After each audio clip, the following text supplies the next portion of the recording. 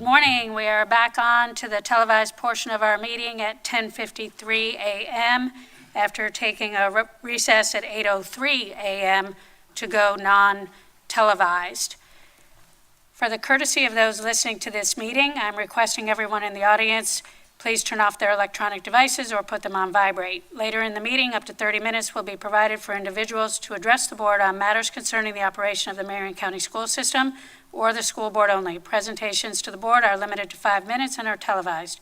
If you wish to address the board regarding a regular agenda item or matters on which the board customarily takes action, you must first complete a peach form located in the lobby. If you wish to address the board regarding a public hearing or a student discipline matter, please complete a lime green form. These forms must be fully completed and received by the board clerk no later than 11:04 a.m. The procedures applicable for this are on a separate sheet. And we will move into section 4.1. I will now ask the school board's attorney to explain the rules governing persons who wish to address the school board this morning. Thank you, Madam Chair. In compliance with section 286.0114 of Florida statutes, the school board has adopted uniform procedures for public speakers who wish to speak at this morning's meeting, either regarding one of today's agenda items or a matter relating to the operations of the school district. These procedures will ensure the public has a reasonable opportunity to be heard on school board and school district matters. A written summary of these procedures are available from the table in the lobby. The completed forms were due to the school board's clerk no later than 11:04 a.m. This morning, speakers will be called prior to the business portion of the school board's meeting in the order of receipt by the school board clerk. Before you begin speaking, please state your full name for the record and spell your last name.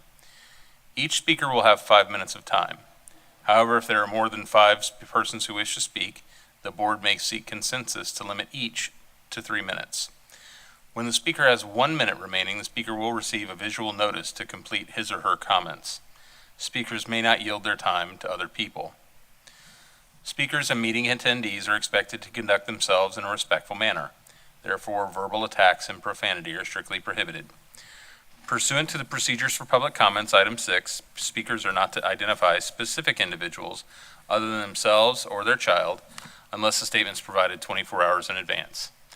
The board is here to listen to your comments only. You may be directed to an administrative staff member following the conclusion of your comments for further assistance to address your concerns.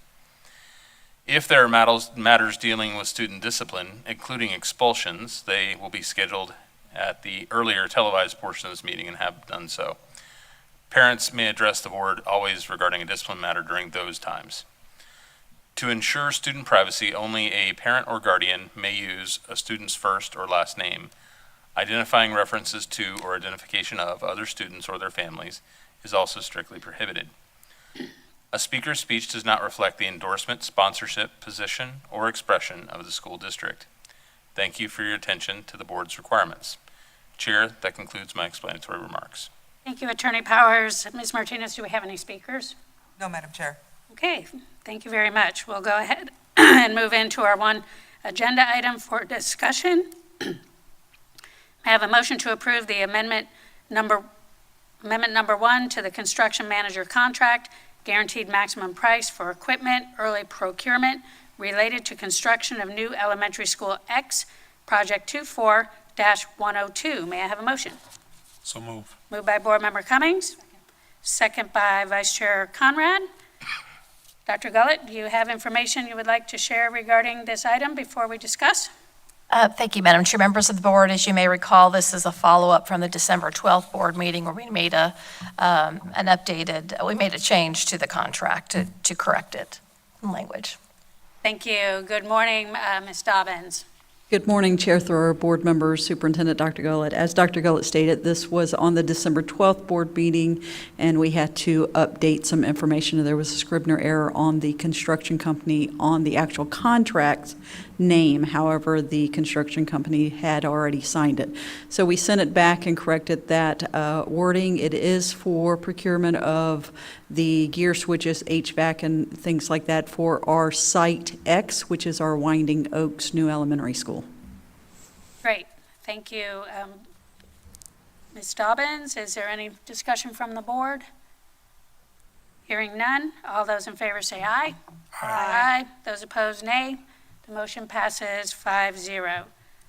Thank you. Moving on to board committee reports and concerns. We'll start with a few meeting reminders. The next administrative briefing and work session is scheduled on January 4th, 2024. The following administrative briefing and work session is scheduled on January 25th, 2024. Ms. Martinez-Lopez, anything from your seat? No, Madam Chair, thank you. Thank you, and wish you a very Merry Christmas. You as well, thank you. Dr. Gullett? Merry Christmas and Happy New Year. Thank you. Absolutely. Likewise, Attorney Powers. Nothing from legal department other than the same. Happy holidays, Merry Christmas. Same to you. Board Member Campbell. I only had one comment, and I just wanted to elaborate a bit on a text message that I shared with Ms. Dobbins this weekend. I had a member of the community reach out to me asking about the Osceola Gymnasium and if the wood of the floor or the bricks of the building would be available. My understanding is because the roof is not stable, going inside the building is not going to be possible. So the wood floor is not going to be possible to be salvaged, I guess I'll use that term. And the bricks of the building are similar to the scenario we had when we talked about the demolition of the Reddick building. The bricks are not of a quality that would be able to be utilized in other ways. And so I wanted to express that publicly because I did get that question asked this weekend. So that's unfortunate, but it does appear that we're going to be on a good timeline with that happening potentially over the holiday break so that students won't be impacted whenever the demolition occurs. So at least if there's anything, Ms. Dobbins is here, so if I misspoke at all and I wanted to give you the opportunity, if that's okay, Chair, in case I did misspeak on any of that. Thank you. And no, ma'am, you did not misspeak. Also, with the flooring, just to give you a little bit of how that floor is constructed. So the flooring sits on beams that then has a plywood underlay under it, and then the floor is attached to the plywood. So even trying to go in and cut the floor up, and given the situation with the roof and so forth, is still even going to be very difficult to get that floor up in whole pieces. Thank you. Just for the community's sake, I wanted to have that conversation publicly because I know that has been a question. So thank you, Ms. Dobbins, for that clarification. That's all I had. Merry Christmas, Happy New Year, all the things. We'll see you in January. All right, thank you, and Merry Christmas to you too, and Happy New Year. Dr. James. Nothing. I do believe that floor at Osceola was also replaced about 5 years ago, so it's not even the original floor. So I know that because I also received a text message over the weekend. The community may believe that it's the original floor, but it is not. And so that floor is no longer, and this is floor that was put in within the last decade. So the memories of, 100 years ago are not there in this floor. But nothing out there other than that. Merry Christmas, Happy New Year. Thank you. Merry Christmas, Happy New Year to you too. Board Member Cummings. Merry Christmas, Happy New Year. Same. Vice Chair Conrad.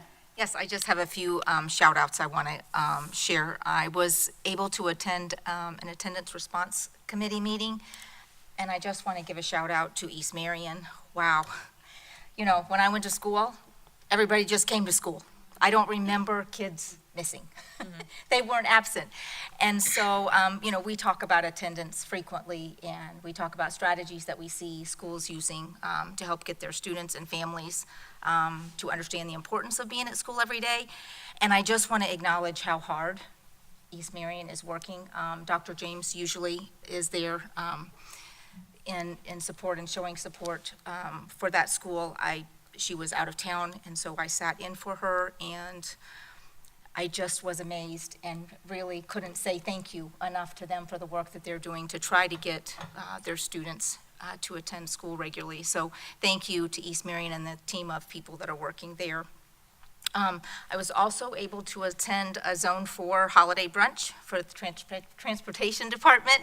It was really fun. I think everybody enjoyed just kind of having a few minutes to let down and visit and share concerns and positives, things that are going well. And I also wanted to say thank you to Zone Health and Fitness because they sponsored that breakfast. And I know that we're all always sharing how our community supports and lifts us up, and so I was thankful for that opportunity with Zone 4 Transportation Department. I just want to reflect a little bit. We talked about holiday programs at our last meeting, and more holiday programs going on this last week, and staff parties and things like that. And I just remember during COVID, we were not able to gather. There were no school programs, there were no staff parties. It just really makes me appreciate the time that we're able to spend together in fellowship, and how good it is for our spirit, the community of our school and education. And so I'm just really thankful for that opportunity as we close up this year and begin a new one. So Merry Christmas, everybody, and Happy New Year. Awesome. Thank you, Vice Chair Conrad. And yes, it is definitely a season to be joyful and remember all the blessings, that we have within the challenges that we continue to navigate. And I too would like to just extend a very heartfelt Merry Christmas, Happy Holidays, Happy New Year, Happy everything. Thank you for everything that everyone does on a daily basis to support student success, and while we're creating this culture of excellence and accountability, and attendance is foundational to that. The attendance response committees are very powerful and very uniting, and I think that it's going to be important to continue to share that challenge that we have in the community. Right now, it used to be that attendance, that was just, the way things were. And for some reason, for a lot of reasons, that has changed a little bit. So as we continue to make it clear what our expectations are, then I am very hopeful that students and families will find that their kids will find success and they'll find satisfaction with our school system. I'm very much looking forward to attending the Marion Technical College winter graduation tonight. So the fun events just keep on happening. And with that, I will entertain a motion to adjourn. Move. So moved. Okay, moved by Board Member Cummings, seconded by Board Member Campbell. All those in favor say aye. Aye. Motion passes unanimously. This last meeting of 2023 is adjourned at 11:05 a.m.